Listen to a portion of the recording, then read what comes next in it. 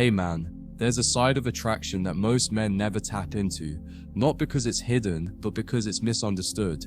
It's not the kind that comes from being funny or handsome or even dominant. It's the kind that awakens when you make a woman compete, not with other women, but with herself. The moment she feels like you're a man of value, one that other women naturally notice, one who doesn't just give his energy away freely, her instincts kick in, quietly, powerfully. She wants to win. Not because you told her to, not because you played games, but because your energy gave her no choice. The key, brother, is to never announce the competition. You don't say, other women want me. You don't flash your options. You don't name drop. You move like a man who's always had access to women, but never been controlled by them. You speak with patience. You walk with poise. You laugh slowly. You compliment sparingly. You don't chase, and you don't flinch when she pulls away. That restraint, that composure, that absence of need, it activates something deep inside her. A challenge. Not to win you over, but to earn more of you. See, women don't respect men who hand them everything up front.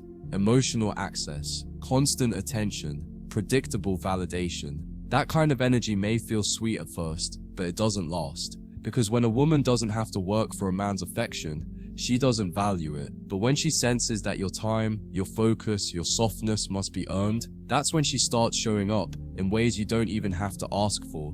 She brings more presence, more effort, more consistency, and it's not because you demanded it, it's because you positioned yourself as a prize. The secret is subtlety. You don't openly tell her that she's one of many.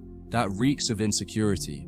Instead, you stay calmly unpredictable. Sometimes you're warm, sometimes you're focused, sometimes you're hard to reach, not because you're playing games, but because you actually have things going on. You're building, you're creating, you're living with direction. And when she feels that she's not the center of your universe, but still invited into it, that dynamic triggers her instinct to lean in more. Not for your approval, but for your attention. Attention, when given too freely, becomes worthless. But when it's earned, when it's granted in small doses, based on alignment, not emotion, it becomes irresistible. And this is where you flip the script. Instead of giving your affection and hoping she stays, you give her space to realize she wants to earn your affection. You pull back just enough. You don't overtext. You don't overshare. You don't pour emotion into a cup that hasn't proven it can hold it. That emptiness creates curiosity. And curiosity makes her wonder, what does he think of me? Where do I stand? That wondering creates motion. You also have to understand that women are naturally competitive, especially with women they think you respect. You don't need to showcase options. You simply need to carry the energy of a man who could have them. You stay centered. You dress well. You make eye contact without needing a response. You don't over-laugh at jokes. You're polite, not impressed. You give women attention, but you never give your center away. And when she sees that other women respect you, but you remain emotionally independent, that's when she starts asking herself, what do I need to do to stay on his radar? But again, don't manufacture this. Let it come from lifestyle. Your options are not just other women, they're your time, your purpose, your freedom. When you cancel a plan because your business needs your focus, when you go dark for a few hours because you're building something real, that's power. She may not always love it, but she'll respect it. Because in that moment, she realizes you're not seeking her approval. You're offering her a spot in a life that doesn't revolve around her. And that kind of life is the one she'll work hardest to stay in. When you do engage with her, don't over-congratulate basic behavior. You show appreciation only for effort that meets your standard. Not in a cold or distant way, but with discernment. If she shows up feminine, consistent, respectful, you reward it with presence, softness, depth. But when she brings confusion, mood swings, or emotional volatility, you pull back, not to punish, but to preserve your peace. That push-pull dynamic isn't manipulation, it's emotional leadership. It teaches her, if I want the best of him, I need to bring the best of me. Another subtle move, raise your standards quietly. Don't tell her what you expect. Show it in how you move. If she's late, you don't scold her. You just stop giving energy. If she plays games, you don't match them. You exit the game entirely. And when she realizes you're not emotionally available for low-value behavior, something clicks. She either steps up or she fades out. Either way, you win. Because now your attention is being earned, not assumed. And that process, it naturally triggers her competitive instinct. Women are intuitive. They can feel when you're emotionally desperate, and they can feel when you're the man who doesn't need to convince, perform, or explain. So when you don't try to prove your value, when you move with silence, self-assuredness, and subtle selectivity, you naturally create contrast. Contrast between yourself and the men she's used to, the ones who try too hard, the ones who hand over attention without filter. That contrast isn't loud, but it's undeniable, and when she feels it, she starts questioning her own value in your world. Not out of insecurity, but because you've raised the bar without saying a word. This is how you create emotional tension, not through chaos, not through games, but through unspoken standards. You never say "I won't tolerate that," you just disappear when it shows up. You never say "earn my attention," you simply don't overinvest unless it's returned. This kind of restraint flips her internal switch. It signals, I have to be intentional if I want to stay in his space. And that internal narrative is what pulls her deeper, because now she's no longer passive, she's engaged, curious, competitive in the best way. Because your standard became a mirror for her behavior. You don't need to showcase your lifestyle, but you do need to live it so unapologetically that she notices. She sees the structure, the ambition, the momentum. She feels your rhythm, your discipline, your mental focus. And the more she realizes that you are locked into something bigger than her, the more she starts to ask herself, am I doing enough to keep his attention? And that right there is the shift. You're no longer trying to hold her. She's working to hold her place in your world. And you didn't say a thing, you just lived like a man on a mission.